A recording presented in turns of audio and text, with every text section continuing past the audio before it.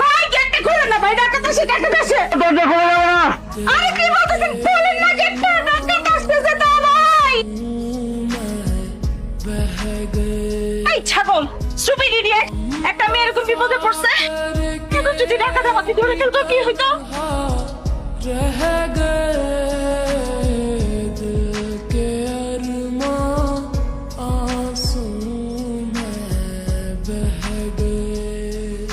সোনা, ক্যামেরা তুমি খুব ভালো চালাইছো। গেট আউট, সরি বললাম তো ভাই, গেট আউট। এরকম করতেছেন কেন? আমি সরি বললাম তো, আমি তো বুঝি নাই, বুঝতেছেন না কেন? গেট